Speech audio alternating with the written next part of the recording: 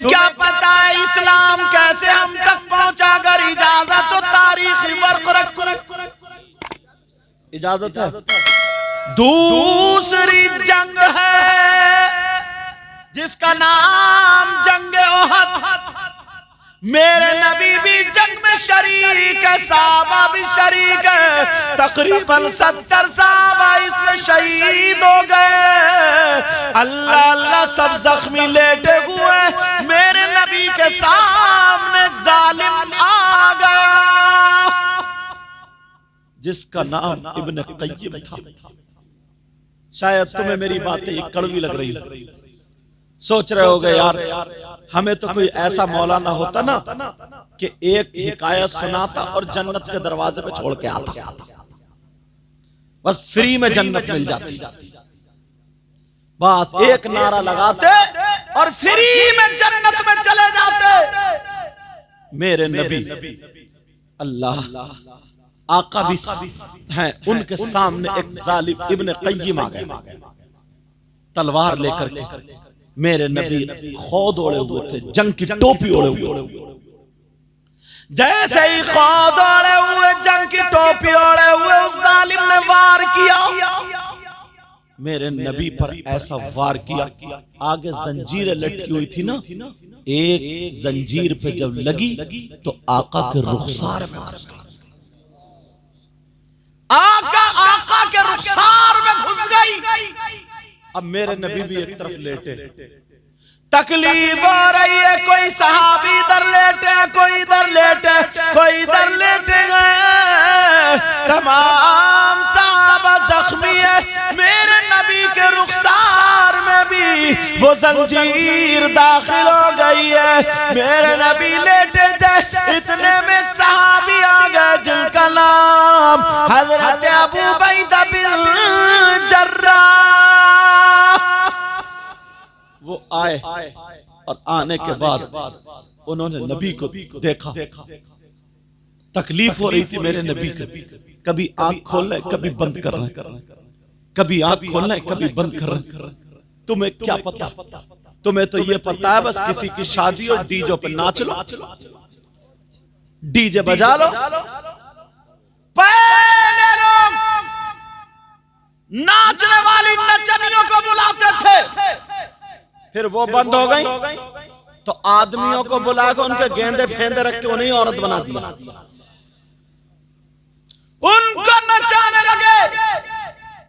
उसके बाद अब डीजे चला करके मोहल्ले के हुड़दंगे नाचने लगे। हुड़दंगे इतनी इतनी मोटी कमर वाला और गाना गा रहा है, कमरिया मट गया। शर्म आनी चाहिए थोड़ी थोड़ी गौर करो मेरी इस बात पर। तुमने जो ये डीजे वीजे ढोल ताशे गाजे बाजे सिर्फ हरी पट्टी बांध ली और कूदरिया नाचरिया हो गया तो सुन्नी, हो गया तू जन्नती, हो गया तू कामयाब। मेरे नबी की जिंदगी जरा देखो, आका की जिंदगी देखो, आमना के लाल की जिंदगी देखो। जंग में लेटे हुए, रुखसार में जंजीर है। अगर एक कांटा भी लग जाता ना तो कितनी तकलीफ होती, एक कांटा भी लग जाता। हजरत अबू उबैदा बिन जर्राह आ गए। जैसे आए उन्होंने सोचा आका की ये जंजीर कैसे निकालूं। हजरत अबू उबैदा बिन जर्राह ने ऐसे करके वो जंजीर पकड़ी और एक हाथ खोद पे लगाया, और लगाने के बाद जब ताकत लगाई तो अंदर का गोश्त आने लगा। मेरे नबी के चेहरे पे तकलीफ के असरात जाहिर होने लगे।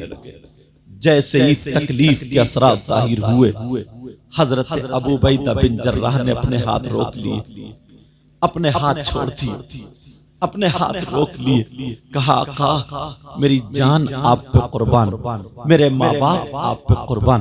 आका आपको तकलीफ हो मैं ये हरगिज़ बर्दाश्त नहीं कर सकता, लेकिन फिर भी तो जंजीर अंदर ही रह जाती है। अल्लाह अब निकाले तो निकाले कैसे। हजरत अबू उबैदा बिन जर्राह अब वो जंजीर को दोबारा पकड़ते हैं। जैसे ही पकड़ने के बाद फिर दोबारा उसको खींचते हैं। इधर खींचना था, फिर आका के चेहरे पे तकलीफ के असरात जाहिर होने लगे। मेरे नबी के चेहरे पे जब तकलीफ के असरात जाहिर हुए, हजरत अबू उबैदा बिन जर्राह ने फिर रोक दिया। जैसे ही हाथों को रोका, अब मेरे नबी कह रहे हैं अबू उबैदा निकालो, अबू उबैदा निकालो, अबू उबैदा निकालो। आका मुझे बहुत दर्द हो रहा है। आका आपके चेहरे को देख करके, तकलीफ को देख करके अबू उबैदा के हाथ आगे नहीं बढ़ रहे हैं। दो रिवायतें आती हैं, एक तो ये है कि अबू उबैदा बिन जर्राह ने अपने आंखों से पट्टी बांधी थी। दूसरी रिवायत ये है हजरत अबू उबैदा बिन जर्राह ने अपनी आंखों को बंद किया था और बंद करने के बाद उस अपने दांतों से जंजीर पकड़ी जो मेरे आका के रुखसार में लगी हुई थी। अपने दांतों से जंजीर पकड़ते हैं और खोद पर लगाते हैं। जैसे ही खोद पर हाथ लगाए और जंजीर पकड़ के अबू उबैदा बिन जर्राह ने आंखों को बंद करके और जब झटका मारा था, अबू उबैदा बिन जर्राह ने जब जंजीर निकाली तो जंजीर तो निकल गई मगर दांत भी टूट जाते हैं। जैसे ही दांत टूटे, मेरे आका के यहाँ से खून का फव्वारा निकलता है, खून निकलना शुरू हो जाता है। ओ औरतों, आज जो तुम फैशन करती फिरती हो, आज जो सर पे दुपट्टा नहीं ओढ़ती हो, आज जो शादियों में तुम ये बड़े बड़े पार्लर और कौन कौन से शरारे खरारे पहन करके उधर को जाती है जिधर को मर्द खड़े होते हैं। ओ मेरी बहन सुन ले, वो मदीने की औरतें थी, उन्हें पता चला हमारा शौहर जंग में जख्मी हो गया है, हमारा भाई जंग में जख्मी हो गया है, हमारा बाप जंग में जख्मी हो गया है।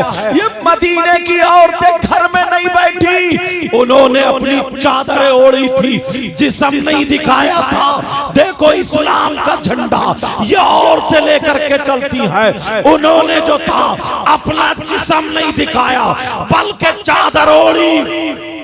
मदीने में औरतों ने दरवाजे खोल दिए। जैसे ही दरवाजे खोले और जंग के मैदान में आ जाती है। उन औरतों में आने वाली नबी की बेटी सैयदा फातिमा भी थी, हसन हुसैन की माँ सैयदा फातिमा भी थी, अली की बीवी सैयदा फातिमा भी थी, सैयदों की दादी सैयदा फातिमा भी थी, जन्नती औरतों की सरदारा सैयदा फातिमा भी थी। जब इन्होंने देखा मेरे बाबा यहाँ पर लेटे हुए हैं, जब औरतें मैदान में आती हैं वो सारे लोग हट जाते हैं। अब अपने अपने जख्मियों को देख रही है। अरे आज तू मोबाइल से सेल्फी ले रही है, आज तू किसी लड़के से बात कर रही है, आज शादीशुदा होकर के भाग जाती है। तुझे शर्म आनी चाहिए, तुझे गैरत आनी चाहिए। मेरे नबी की बेटी सैयदा फातिमा अपने बाबा के पास आकर के बैठ जाती है और कह रही है बाबा,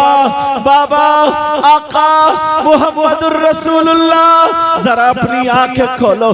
बाबा मैं फातिमा हूँ, अपनी आंखें खोलो। बाबा मैं आपका दिल का टुकड़ा हूँ, अपनी आंखें खोलो। बाबा मैं आपका लख्ते जिगर नूर नजर फातिमा हूँ। कहा बाबा आंखें खोलो, मगर मेरे नबी को इतनी तकलीफ, खून निकल रहा है, मेरे नबी आंख नहीं खोले। फातिमा रो रो करके कह रही है बाबा मुझसे दो बातें कर लो, मेरे बाबा को क्या हो गया है, मेरे बाबा मुझसे बातें कर लो। अरे सैयदा ने अपना कपड़ा लिया, पानी में भिगोया और भिगो करके मेरे नबी के यहाँ पर लगा है।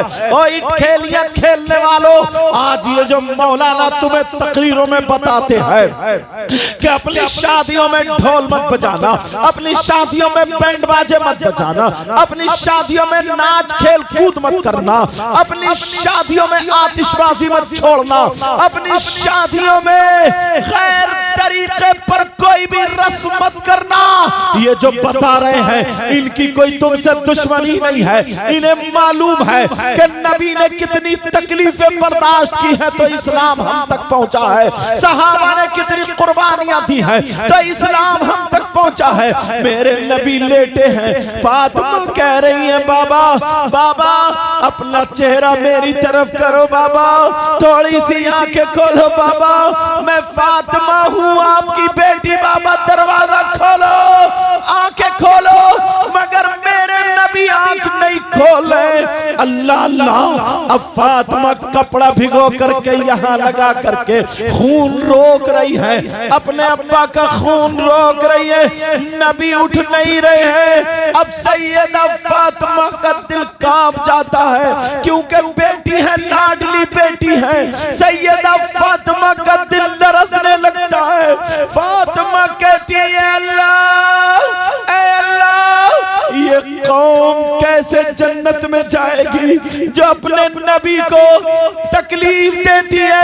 ऐ अल्लाह, ये कौम कैसे सुधरेगी जो अपने नबी को, जो तेरे महबूब को तकलीफ देती है। जब इतना 3 मरतबा कहा, मेरे नबी उठ के बैठ गए, कहा बेटी ना, बेटी ना, तुम मेरी बेटी हो। कहा बेटी बेटी ऐसा जुमला मत बोलना। अब नबी दुआ कर रहे मौला मेरी बेटी के जुमलों को महफूज कर लेना। कहा मौला मेरी बेटी के जुमलों को महफूज कर लेना, इसने मेरी मोहब्बत में कह दिया है। कहा बेटी फातिमा तुम नहीं जानती हो, मैं देख रहा हूँ ये आज जब मुझ पे पत्थर बरसाना चाहते हैं, आज जब मुझको मारना चाहते हैं, जो कत्ल करना चाहते हैं, एक दिन वो होगा। बेटी फातिमा इनकी नस्लों में ऐसे पैदा होंगे, ऐसे पैदा होंगे जो इस्लाम का झंडा बुलंद करेंगे, जो इस्लाम का झंडा लेकर के जाएंगे। प्यारो मेरे नबी उठ के बैठ जाते हैं। अब जरा देखो नबी को कितनी तकलीफ हुई है, ऐसे इस्लाम हम तक पहुंचा है।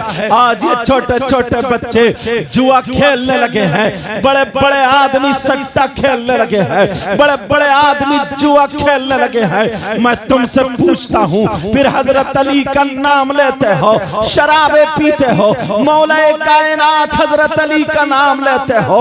कुरान पाक की आयत करीमा है, वयसअलूनका अनिल खम्रि वल मैसिर कुल फीहिमा इस्मुन कबीर। दूसरे सिपारे की आयत है कुरान शरीफ में, घर जाकर के देख लेना, घर जाकर के उठा के देख लेना। इसकी शान नुज़ूल में हजरत अली का वाक़या लिखा है। हजरत अली फरमाते हैं अगर कहीं पे तालाब हो और उस तालाब में पानी हो और उस पानी में शराब के चंद कतरे डाल दिए जाएं, मेरे अली फरमाते हैं उस पानी में शराब के चंद कतरे डाल दिए जाए और वो पानी जमीन पे खुशक हो जाए, तो हजरत अली फरमाते हैं अब उस जमीन पर घास उगाए और उस घास को अली की बकरियां खा ले, अली की बकरियां चर ले, तो अली वो है कि उन बकरियों का दूध भी नहीं पिएगा।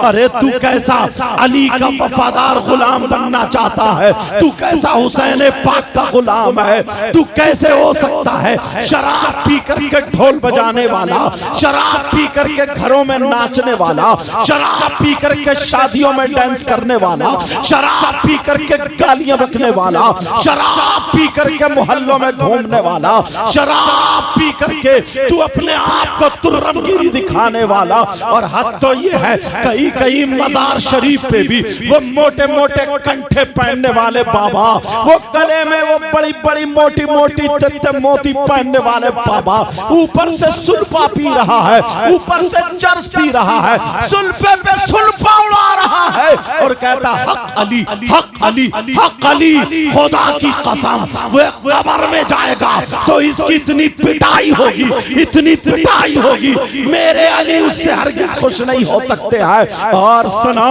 मुहर्रम का महीना आता है, तुम ढोल बजाते हो, मुहर्रम का महीना आता है, शराबे पीते हो, मुहर्रम का महीना आता है, किसी की मोटरसाइकिल का शीशा तोड़ दिया, किसी की लाइटें फोड़ दी, किसी के घर में गोबर फेंक दिया, यहाँ तक के और चलो 10 मुहर्रम को करबला शरीफ जाते हो या नहीं जाते हो? बोलो 10 मुहर्रम को करबला शरीफ में क्या होता है, हमारे यहाँ पर क्या होता है, हमारे यहाँ पे मेला लगता है। मगर जरा सुनो, तुम्हें तुम्हारी तारीख भुला दी गई है। 10 मुहर्रम को क्या हुआ था? करबला में नबी के शहजादे, नबी के नवासे इमाम हुसैन शहीद हुए। 3 दिन के भूखे प्यासे लेटे हुए थे। इमाम हुसैन के भांजे औनो मोहम्मद शहीद हुए, लेटे थे। अरे यही तक नहीं, हुसैन पाक के बेटे शहीद हुए, लेटे थे, भतीजे शहीद हुए, लेटे थे। भैया हजरत अब्बास के कटे हुए बाजू शहीद हुए, लेटे थे। सैयदजादियों के खेमे में आग लगा दी गई थी। 3 दिन के भूखे प्यासे थे। करबला में उनकी आंखों में आंसू थे, उन पे जुल्म ढाए जा रहे थे, मगर वो सब्र का दामन थामे हुए थे। दुनिया को पैगाम दे रहे थे, हम अपने बच्चे दे सकते हैं मगर दीन नहीं दे सकते हैं, हम अपनी जाने दे सकते हैं मगर इस्लाम नहीं दे सकते हैं। वहां पे 10 मुहर्रम को ये हुआ था। और तुम्हारे यहाँ 10 मुहर्रम को क्या हो रहा है? तुम्हारे यहाँ करबला में हलवे पराठे की दुकानें लगी हैं, तुम्हारे यहाँ करबला में जलेबी टूट रही है, तुम्हारे यहाँ करबला में लड्डू ऐलान होकर के बिक रहे हैं, तुम्हारे यहाँ करबला में झूले लगे हुए हैं, तुम्हारे यहाँ करबला में फुकनों की दुकानें लगी हुई है, तुम्हारे यहाँ करबला में कुश्ती हो रही है, तुम्हारे यहाँ करबला में बिसात खाने की दुकानें। इस मुसलमान को पता ही नहीं है, छोटे छोटे बच्चों को कांधे पे बिठा करके करबला लेके जाता है, वहां से फुकने ला रहा, खिलौने ला रहा, गुड़ियां ला रहा है। और हद तो ये है, इन मुसलमानों की जवान जवान बेटियां करबला शरीफ को जा रही है। मैं पूछना चाहता हूँ, ये बेटियां करबला को क्यों जा रही है? जरा बताओ, करबला क्यों जा रही है? फैशन करके, लाली लगा के, क्रीम पाउडर लेके, मोबाइल हाथ में है और करबला को जा रही है। बिसात खाने की दुकान में वहां पे क्रीम पाउडर खरीदे जा रहे हैं और लफंगे 10-20 लड़के, लफंगे लड़के वो औरतों के मेले में टकराते फिर रहे हैं, औरतों के मेले में घूम रहे हैं। इन्हें शर्म आनी चाहिए। ये औरतों के मेले में ये छक्के छक्के, ये लफंगे लफंगे औरतों के मेले में घूम रहे हैं। मैं पूछना चाहता हूँ, औरतों के मेले में क्या कर रहे हैं? इन्हें क्या बुंदे खरीदना है? इन्हें क्या चूड़ी खरीदना है? इन्हें क्या जेबरी खरीदना है? इन्हें क्या चुटिया खरीदना है? इन्हें लाली खरीदना? नहीं नहीं, मैं बताता हूँ ये औरतों के मेले में क्यों घूम रहा, ये इसलिए घूम रहा है वहाँ औरतें हैं, जब मैं इसमें जाऊंगा तो किसी के कोनी लग जाएगी, किसी से मेरा जिस्म टकरा जाएगा, किसी से मेरी आंखें टकरा जाएंगी, कोई मुस्कुरा जाएगी, किसी के फोन नंबर मिल जाएंगे, किसी के जिस्म पे मेरा हाथ चला जाएगा। ये समझ रहा मेरी मेहनत पूरी है, किसी से टकरा जाऊंगा, किसी का चेहरा देखने जाऊंगा। अरे शर्म कर शर्म, तुम नहीं कह सकते मगर मैं बोलता हूँ, तू जिस औरतों के मेले में जिससे टकराने गया, जिसके कोनी मारने गया, अगर तेरी बहन होती तो तू क्या करता? जिससे आंखें लड़ाने गया तेरी माँ होती तो तू क्या करता? जिसे देखने गया तेरी चची होती तो तू क्या करता? जिससे टकराने गया तेरी फूफी होती तो तू क्या करता? जिसका चेहरा देखने गया तेरी सगी भांजी होती, भतीजी होती तो तू क्या करता? तू मरने को चाहिए था। अरे तू तो मुसलमान है, अगर तू पक्का सच्चा नबी का गुलाम बनना चाहता है तो आज के जलसे में यहाँ पे तौबा करनी होगी और तुझे ऐसा बनना होगा।